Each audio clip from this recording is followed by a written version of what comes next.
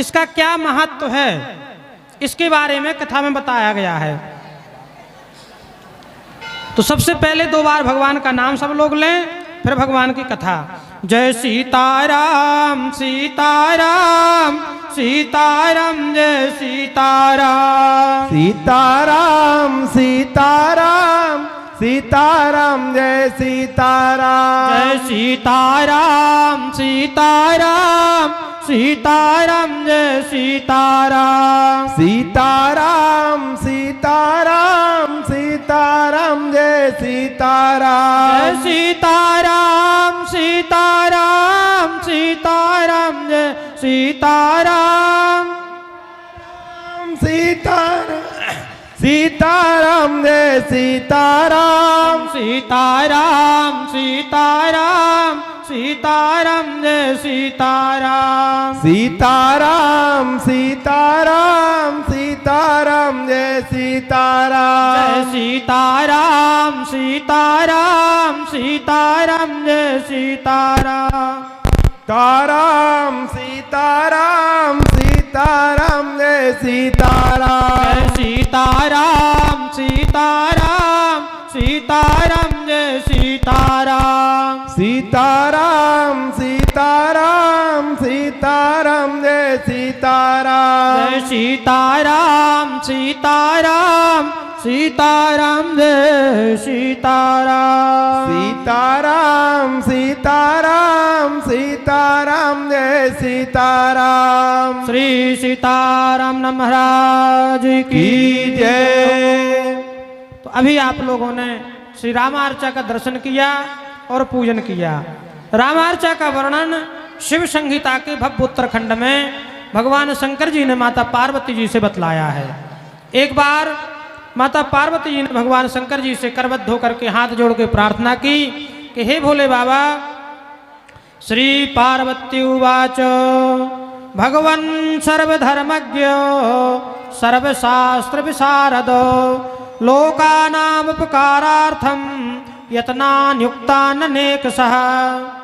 माता पार्वती जी प्रार्थना करते हैं भोले बाबा से कि हे भोले बाबा, आप सभी धर्मों को जानने वाले हैं, सर्वधर्मज्ञ। आपने ही यंत्र मंत्र और तंत्रों के बारे में बताया है। मंत्राणि तंत्र जालानि यंत्र भेदाश्च भूरिशा। अनेक प्रकार के योग के बारे में बताया, यज्ञ के बारे में बताया, व्रत के बारे में बताया। स्तोत्राणि विविधान्येवो योग यज्ञ व्रतानि च। व्रत के बारे में बताया, यज्ञ के बारे में, दान के बारे में। तपांसि चैव दानानि सर्व सिद्धि कराणि च। जो सभी सिद्धियों को देने वाले हैं, ऐसे योग यज्ञ व्रत दान तप, इसके बारे में आपने बताया है जीवों को। क्योंकि जितने भी मंत्र हैं, तंत्र हैं और यंत्र हैं, वो सब भगवान शंकर जी ने माता पार्वती जी को बतलाया और पार्वती जी ने संसार के कल्याण के लिए सभी को बताया है।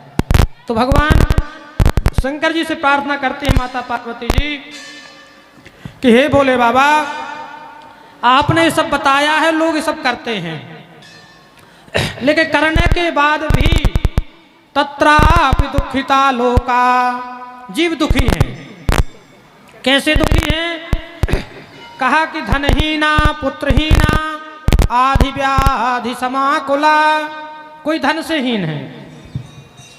वैसे तो देखा जाए तो संसार में सुखी कोई है ही नहीं है, सब दुखी है।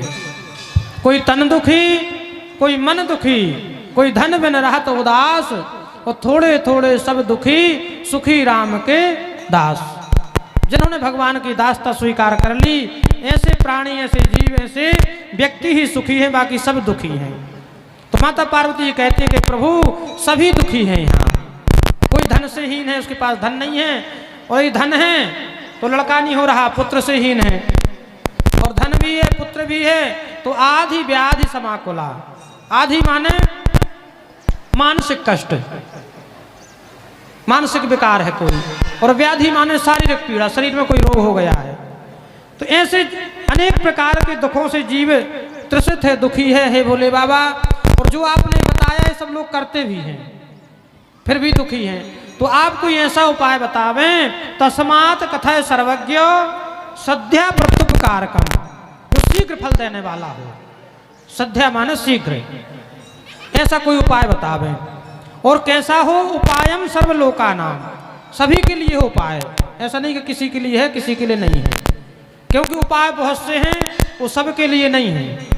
कई उपाय ऐसे हैं कि उनको ब्राह्मण कर सकता है, क्षत्रिय वैश्य कर सकता है, लेकिन शूद्र नहीं कर सकता है। कई उपाय ऐसे हैं कि उसको ब्राह्मण कर सकता है, स्त्रियां नहीं कर सकती हैं।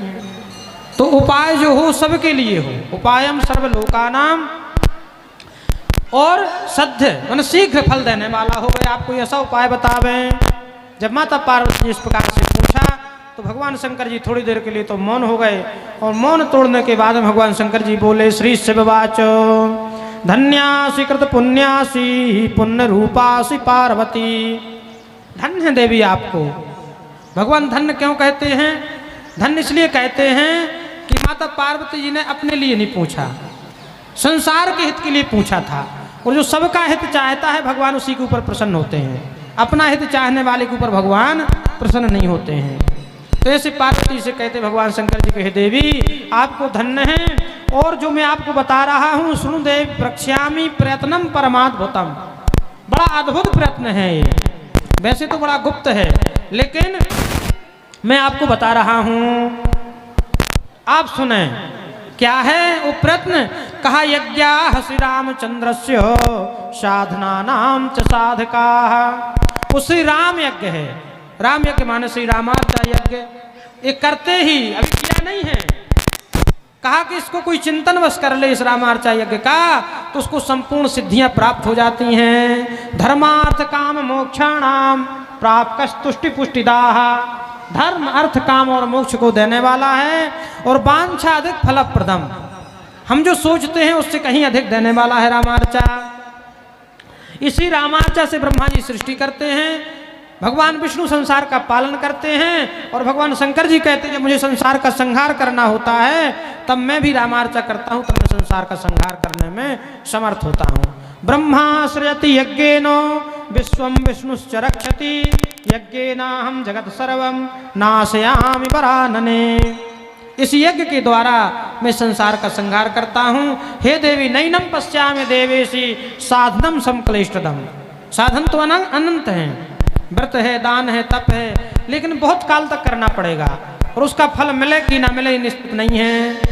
लेकिन एक बार यदि कोई प्राणी रामार्चा कर लेता है तो कहते भगवान शंकर जी कि उसके फल की हम महिमा का वर्णन नहीं कर सकते हैं। कैसा है रामार्चा की महिमा? कहा, जैसे नक्षत्रों में भगवान चंद्रमा श्रेष्ठ हैं, ग्रहों में भगवान